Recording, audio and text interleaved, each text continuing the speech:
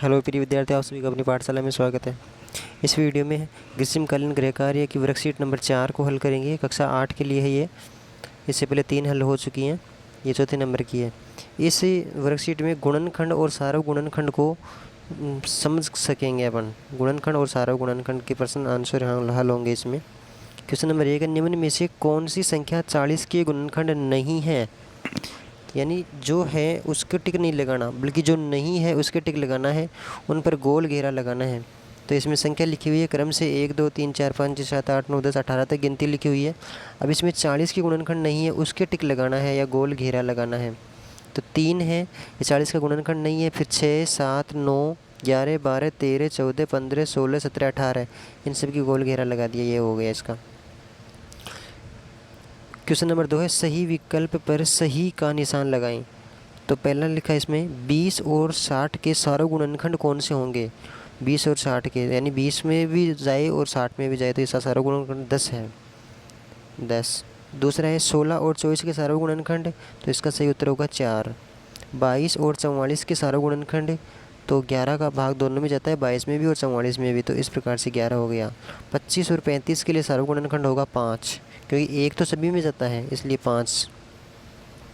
Question number 3 है, नीचे दिए गए प्रश्नों के सही विकल्प पर सही का निशान लगाएं। इसका क्या है, इनमें से कौन सा 140 का गुणनखंड है? तो 140 का गुणनखंड है से ऑप्शन 28, 28 पंजे 140। ख में है, इसमें से कौन कौन सी संख्या 555 का गुणनखंड है? तो 555 का गुणनखंड है से ऑप्शन, से ऑप्शन से। इनमें से कौन सा 276 का गुणनखंड नहीं है? यानी नहीं वाला बताना है, यानी 3 तो हैं इसमें और 1 नहीं है, तो 33 वाला नहीं है। इसके बाद में 69 है, 46 है और 138 भी है। क्वेश्चन नंबर 4 है, दी गई संख्याओं का गुणज और गुणनखंड लिखिए। यानी गुणज लिखना है, जैसे 12 है तो 12 के गुणनखंड क्या होंगे और गुणज क्या होंगे? तो गुणनखंड तो है 1 2 3 4 6 12, ये गुणनखंड हो गए। और गुणज 12 का बार बार जोड़ते रहो, यानी 12 का पहाड़ा बोलना पड़ेगा। तो इस प्रकार से हो गया। इसी प्रकार से 25 के गुणनखंड होंगे 1 5 25, और गुणज में क्या होगा, 25 को बार बार जोड़ेंगे 25, फिर उसमें 25 जोड़े तो 50, फिर 75, फिर 100 125, फिर 150 175 200, इस प्रकार चलेंगे। 44 का होगा, तो पहले तो गुणनखंड है 1 2 4 11 22 44, और गुणज कितने होंगे, 44 एकम 44 88 132 176 220, इस प्रकार से इसको पहाड़ा बोल के लिखते रहेंगे आगे। क्वेश्चन नंबर 5 है आगे, अभाज्य गुणनखंड करें। 228 है तो 228 के अभाज्य गुणनखंड हल करेंगे। पहले 2 का भाग देंगे, 114 आएंगे, फिर 2 का भाग देंगे तो 57 आएंगे, फिर 2 का भाग नहीं जाएगा, 3 का देंगे तो फिर 19 थी 57, फिर 19 का एक बार जाएगा। तो इस प्रकार से ये इसके अभाज्य गुणनखंड हो गए। फिर इसमें 3 का भाग दिया, इसमें भी 3 से गया, तो इस प्रकार से ये हल हो गया।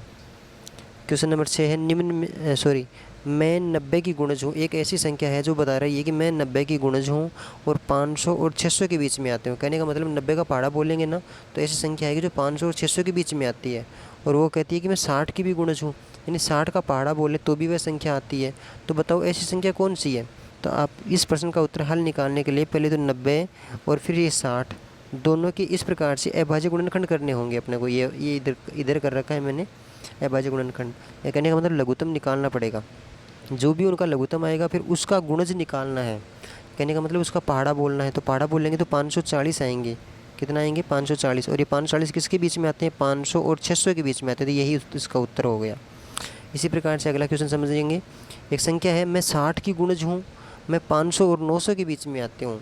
यानी कहती है कि 60 का पहाड़ा बोलेंगे तो मैं ऐसी संख्या हूँ जो 60 का पहाड़े में आती हूँ और 500 600 के बीच में आती हूँ, और मैं 80 की भी गुणज हूँ। कहने का मतलब 80 का पहाड़ा बोलेंगे तो भी मैं आती हूँ, और यानी 60 और 80 दोनों में आती हूँ, और 500 और 900 के बीच में हूँ।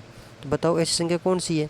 तो इसको भी हल करने के लिए पहले 60 और 80 लेंगे और इसका अभाज्य गुणनखंड इधर मैंने हल करके बता दिया आपको। इस प्रकार से कर सकते हैं आप। करेंगे तो 240 इसका लघुत्तम आएगा। अब आप 240 का पहाड़ा बोल लीजिए, क्योंकि गुणज निकालना है 240 का, और तब रुकना है जब 500 और 900 के बीच की कोई संख्या मिले। तो 24 एकम 24 24 दूनी 48 24 72 24 72, यानी 240 को 3 बार जोड़ोगे आप तो 720 हो गए, 72 हो गए। और 24 चौक 96, 24 चौक यानी 4 बार जोड़ोगे तो 960 आते हैं, तो 960 तो इस 900 से ऊपर निकल जाएंगे और 3 बार जोड़ना है 720 आएंगे। तो इस प्रकार से इसका सही उत्तर होगा 720। आ गया होगा समझ में।